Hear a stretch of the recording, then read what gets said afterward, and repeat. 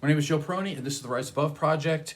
Today I want to do a show on that incident at the Oscars where Will Smith smacked Chris Rock. I know it seems a little ridiculous. There's a lot more important things in this world, and I know a lot of people are doing a video like this, but on the other side of that, I also feel that there was a lot of relationship issues here and a lot of psychology issues here. And so if somebody's going to do a show on it, it really should be me.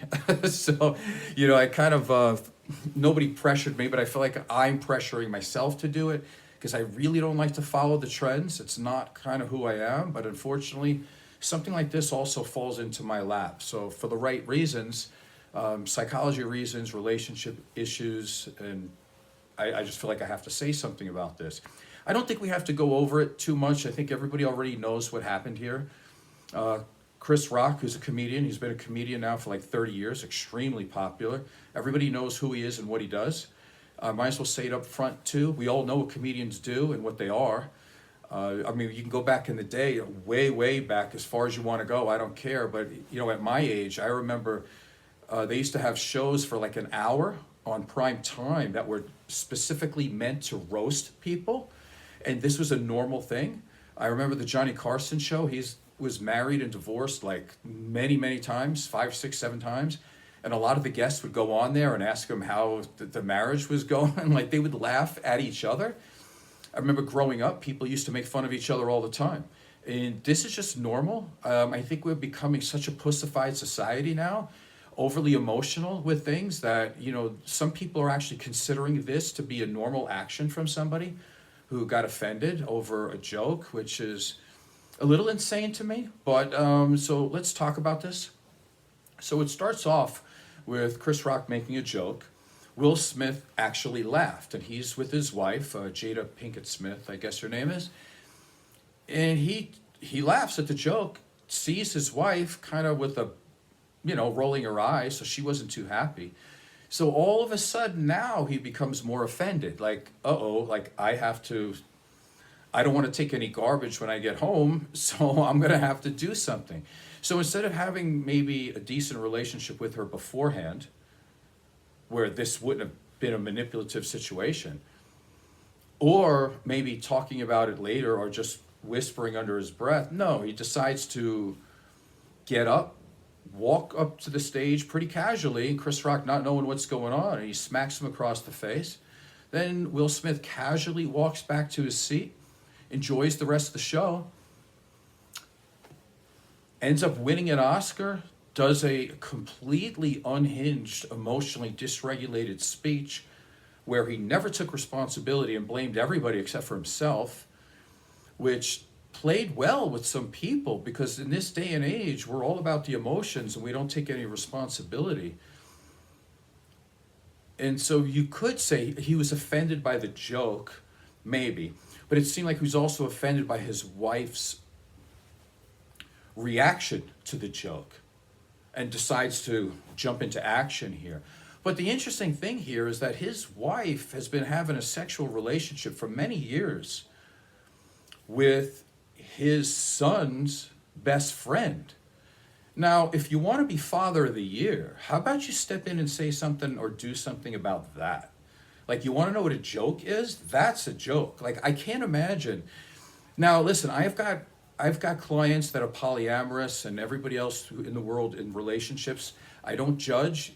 Whatever a couple of people or 2 people, 3 people or more people, whatever they want to do, I'm all about it. As long as everybody knows what's going on, nobody's getting hurt. But you might want to draw the line with Will Smith trying to act like he's Mr. Father of the Year or Husband of the Year, when his wife is not just sleeping with anybody. She has access to people all over the world. She's a multimillionaire and very famous. She sleeps with the guy that's over the house all the time, who's their son's best friend. Listen, put it away. A joke about a hair condition, I think it's alopecia, is really not the issue here, is it? I mean, this is a relationship issue that these two have, that he all of a sudden needs to jump up and be Superman at that time, and he goes after Chris Rock.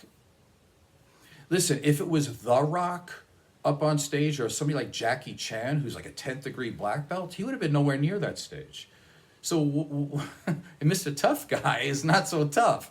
And this is assuming that it's all real, by the way, because I know it looks a little bit staged. It's possible because it's just so freakish and weird for a guy of such stature to have so little impulsivity control, but maybe it did happen. So I'm just going to go with the thought that it actually did happen.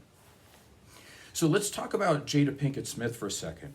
So I guess she has alopecia, which is a hair condition. I'm not an expert on that, so somebody can correct me. But the joke from Chris Rock was that he was comparing her to G.I. Jane, which is, that's the character. But it's Demi Moore. Again, there's a couple of ways, right? I work with a lot of clients all the time. Some of them go in and out of jail. Some of them have, they have to do community hours for the state because they can't control their anger. Words are not punches. Words are not bullets or knives. You don't have to overreact to every word in the world. Like, that is actually the emotional maturity of an absolute child. We all have insecurities, which is what the show that I just did before that, so this is why I'm connecting the two, is that insecurities are yours. It's not for the world to change for you. It's for you to change. If I'm insecure about my height, I can't make every girl in the world say, oh my God, 5'6" is the new 6'5". You are a tall beast, you. No, I understand. 5'6" is 5'6". I have to be okay with that. And every time you talk to a woman throughout life, one of the first things they'll say is, oh my God, he's so tall. He's like a redwood tree. Okay, it's all right. I can't make every girl in the world shut up because I'm not that tall, right? It would be childish of me to do that. Now, if you have alopecia, I'm sure it could be an insecure situation for you. But let's do this thing of you can change your thought. You don't have to say, oh my God, I'm a victim. I'm a multi-millionaire, world-famous victim. You could be an empowered woman. And what would an empowered woman do with the words that Chris Rock said? If an empowered woman was there, but there wasn't, there was Jada Pinkett, there's a big difference. And you get compared to G.I. Jane, listen, that's a great comparison. Demi Moore was absolutely the #1 female sex symbol in Hollywood in the 90s, and the highest paid, I might add. She did a movie called Striptease. She did a movie called Indecent Proposal, I believe, where the plot was somebody pays like $1 million to sleep with her for one day. You're not talking about some ugly troll. You're talking about she's being compared to the most sought after, sexually attractive woman in all of Hollywood. That's who she was getting compared to, that just happened to shave her head for the movie. And it was supposed to be a woman's empowerment movie. Now, if, let's say she was married to a strong man and they had this conversation, I could have thought about this. She should have gotten up with that really, listen, she still is an incredibly attractive woman. Who cares about her hair? Her hair's perfect the way it is. She should have gotten up, give it a little G.I. Jane flex, and said, yes, I'm an empowered woman. She could have done that, but she didn't. She acted like an immature child victim. And this is why Will Smith and Jada Pinkett Smith have been together for so many years. Because typically people find somebody that's their emotional equal. And they're both children. They're both extremely immature. They both expect the world to change for them instead of them get a little bit stronger to handle the world. Listen, she was in front of millions of people. She knew that. She's in a room where very few people can actually get into that room. She's high class, you name it, and she's there. If she was that insecure about being, I don't know if she was actually bald, maybe shaved down, I don't know. She didn't have a lot of hair. But if she was actually insecure about that, she probably has like $50 million in the bank where she could get any wig she wanted if she did not want to look like that. If she didn't want to have somebody have an opinion on her. And believe me, she loves people's opinions about her. She just doesn't like when it's negative. So who are you in this narcissistic world where only good opinions or only nice things need to come your way, or else you're going to have a freak out? And by the way, let's take a look real quick. You know, we can look at people like Grace Jones, right? Who, I don't think she was totally bald, but I'm pretty sure for most of her career, she had a shaved head with just a little bit of hair in the middle. Look, and she was a model for like 30, 40 years. Like, whoever said that Grace Jones was ugly? She's like one of the most beautiful women of all time, and bald. You know, let's go with somebody who most people don't know, but I'm going to explain it to you. Skunk and Nancy. It's a band, Skunk and Nancy, just in case you don't know. But the lead singer, her name is Skin. I'm not that much of a fan to know, but she's bald because she wants to. And again, she's got one of the best voices you'll ever hear. And even if you don't know her, what I'll tell you is look it up, and you're going to find that a lot of her videos have between 10 to 14 million views. She's massively famous around the world. And do yourself a favor, look it up when she did a duet with Pavarotti, just in case you think I'm talking about a nobody. She's not a nobody. She's a black woman, bolder than bald, and looks amazing, sounds amazing, has had a 30-year career. So to say that just it's a hair problem and you can't say anything about it, you can be empowered. And if I was her therapist before and she did have insecurities about this, I would talk to her personally about her thing and I would listen. But then I would also give her a list of the many, many, many women, including black women, that are bold, that are incredibly beautiful and incredibly empowered. These people are multimillionaires. Who are they talking to? I don't understand it. They're so incredibly childish. Let's move on to Hollywood for a second. I think we can all agree with the hashtag Me Too movement. There's no reason in the world where anybody would ever say it's okay for somebody to be sexually abused or any type of unwanted sexual advances. I mean, when we look at the numbers, we look at about, give or take, 1.1 out of every 4 women has had some type of unwanted sexual experience. That's incredibly high. That should never happen. And for men or boys, it's 1 out of 6. Again, way too high. We can't stand for this in this world. We just cannot. And we have to do what we can to stop it. Absolutely. So I think everybody would be for the hashtag Me Too movement. Absolutely. Not a person would ever be against it that's a decent, normal human being. Way to go, Hollywood. Excellent. I agree with you. But you know what? You're a bunch of hypocritical idiots, though. Because when you see a man go up on stage and slap another man across the face, and you know what? I want to say it was an impulsive act, but he had a long time to walk up there.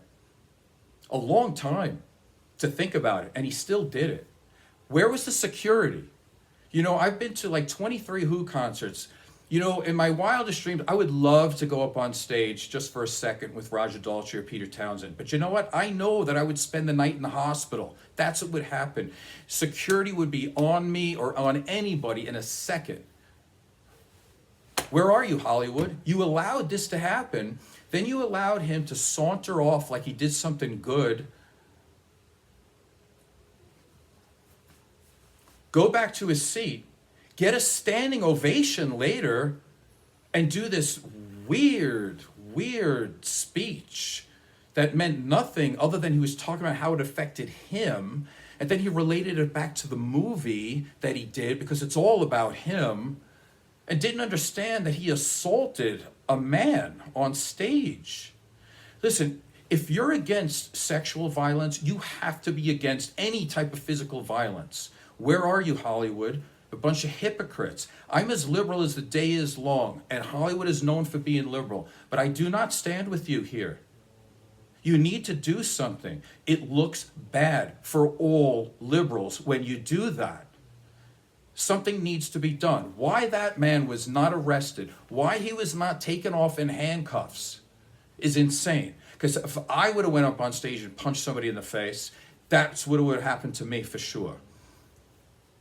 Hollywood dropped the ball. Absolutely. Let's go to Will Smith again for a little bit, showing anger management issues, impulsivity problems, entitlement issues. He was emotionally dysregulated. This man's got a lot of issues just from that alone. The thought that you could do that in front of millions of people. I know people that are chewing gum and they're afraid, and they want to throw it out their car window, and they're afraid. They're looking around to see if anybody's going to see them. This guy slaps a man right in front of everybody. Let's talk about Chris Rock for a second.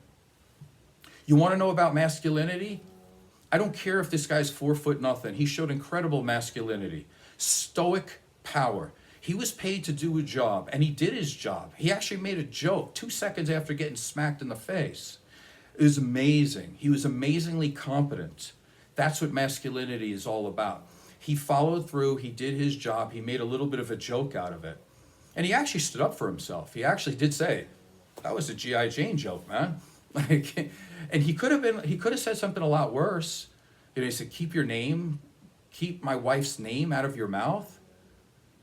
Well, listen, look around. There's a lot of guys that had a lot more than her name in their mouth, you know, and as vice versa with her on other guys. Like, there's so many jokes he could have destroyed him with, and he decided not to. The biggest joke in that audience was Will Smith. So we're 16 minutes in. Let me see if I can do this real quick. I really like Kareem Abdul-Jabbar. To me, listen, you take your Michael Jordans and all this stuff. Let me go back a little bit in time. I liked Will Chamberlain, and I thought Kareem Abdul-Jabbar is probably the best basketball player I've ever seen. He says a lot here. He says this part that I'm just going to say without reading it because I don't want to take too long to do this. But he says that Will Smith, being a black man doing this, he made it worse for most black people. And again, I can't say this. I'm not black, so I'm just repeating kind of what he said. And he said he made it worse because for all of those white Republican racists out there, you're giving them material. You gave them exactly what they wanted. Angry black guy. You know, and it's like, it's unfortunate. But as much as I love Kareem Abdul-Jabbar, I will disagree with him a little bit on this. Of course, he's allowed to say it, and he's incredibly intelligent and one of the world's best athletes. But let me just say this, if it helps. It doesn't matter when you have these Republican, conservative racists. You could be the most pristine, perfect man in the world. They're going to find something wrong with you. They're racist to the core. It doesn't matter. It wouldn't matter if Will Smith acted like a choir boy. They're still going to find a reason not to like black people. So let me just put that out there. Although I understand what Kareem Abdul-Jabbar is saying, in the long run, like, he has a lot more optimism about changing, you know, these white conservative Republican racists' minds. I don't think you're going to change their mind. That's just my opinion. So let me read this one part about what he says here. I need to find it real quick. He said, some have romanticized Will Smith's actions as that of a loving husband defending his wife. Someone had actually praised his actions, and they said, this is from a woman, for me, it was the most beautiful thing I've ever seen because it made me believe that there are still men out there who love and care about their women or their wives. Kareem Abdul-Jabbar states here, actually, it's the opposite. This is a real man speaking, by the way, and I totally agree with this. Will Smith's slap was also a slap to all women. If Chris Rock had physically attacked Pinkett Smith, Smith's intervention would have been welcome. Or if he'd remained in his seat and yelled at his post-slap threat. That would have been unnecessary, but understandable. But by hitting Chris Rock, he announced that his wife was incapable of defending herself against words. From everything I've seen of Jada Pinkett Smith over the years, she's very capable, tough, and a smart woman who can single-handedly take on a lame joke at an awards show. This patronizing paternal attitude infantilizes women and reduces them to helpless damsels in distress and needing of a big, strong man to defend their honor, lest they swoon from the vapors. If he was really doing it for his wife and not his own need to prove himself, he might have thought about the negative attention this brought on them, much harsher than the benign joke ever would. That would have been truly defending and respecting her. This whole thing of women need men to defend them is the same justification currently being proclaimed by conservatives passing laws to restrict abortion and the LGBTQ community. Worse than the slap was Smith's tearful, self-serving acceptance speech in which he rambled on about all the women in the movie King Richard that he supposedly protected. Those who protect don't brag about it in front of 15 million people. You just do it and shut up. You don't do it as a movie promotion claiming how you're like the character you just won an award portraying. But of course, the speech was nothing more than just justifying his violence. So apparently, so many people need Smith's protection that occasionally it gets too much and somebody needs to be smacked. What is the legacy of his violence? And all he did was bring back the toxic bro ideal of embracing Cobra Kai teachings. You know what? I'm going to end it there. He is very eloquent, very insightful, and keeps going. But I think you get my point. You know, standing up for a woman like that is just a pussy move. That's about it. He did it for himself only, and he made himself look even smaller. By the way, and I'll finish this right now, Will Smith played Muhammad Ali in a movie. He has had some of the best boxing trainers in the world teach him how to throw a punch.